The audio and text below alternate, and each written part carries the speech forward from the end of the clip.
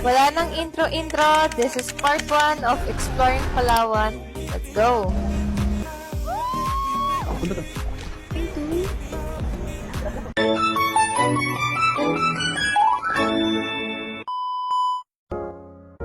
So today is the day na lagi kong binabanggit sa mga vlogs.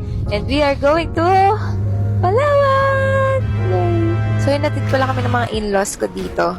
Dito lang yan sa Clark International Airport. And nakala ko malilate kami dahil almost 2 hours din kami nagbabiyahe dahil sobrang traffic. Buti na lang is alam ko na kung paano ang process dito sa airport. Nagkaroon pa kami ng time para mag-lunch. By the way, we got our ticket during the seat sale of Cebu Pacific.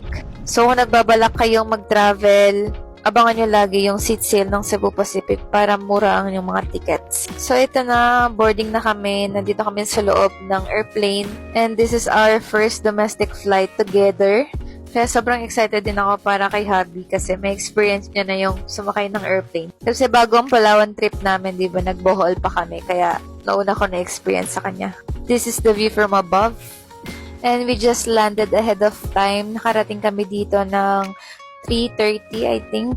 And pagdating namin sa Puerto Princesa, guys, umuulan. Hindi naman ganun kalakas. Pero hindi okay yung panahon. So pagdating namin dito, syempre, hindi namin papalagpasin yung magpa-picture dun sa Puerto Princesa Airport. And bago namin makalimutan, meron pala kami naka-check-in na luggage. Kaya, ayan, hinintay na muna namin. So, pagbaba pala namin ng airport is may naghihintay na sa aming sundo and ihahatid kami going to our first transient. We're staying 5 days and 4 nights here at Palawan. So, combined tour of Puerto Princesa and El Nido. Kaya sa day 1, magpapalipas muna kami ng gabi dito sa L3R Transient.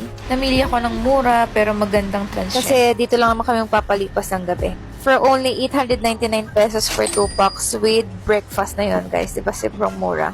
So, bago kami lumabas, outfit check muna tayo and this is from Shein. Nagpalit lang kami ng pangilalam and nag-tricycle kami going to SM Puerto Princesa para lumibot and mag-early dinner. Since pagdating namin dito is nagugutom na kami. So, naghahanap kami ng shabu-shabu or may sabaw kasi medyo malamig yung panahon ngayon dito. And ito yung nakita namin, yung Tonyang. Parang siyang yaka mix dito sa Pampanga. And Unli Buffet pala to. And from here, makikita mo yung view ng sea. Hindi ko na na-videohan kasi ito, kumain na kami at gutom na. Uy!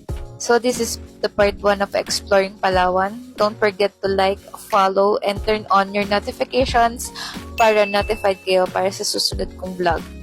Must watch ang aming part 2 because the adventure begins.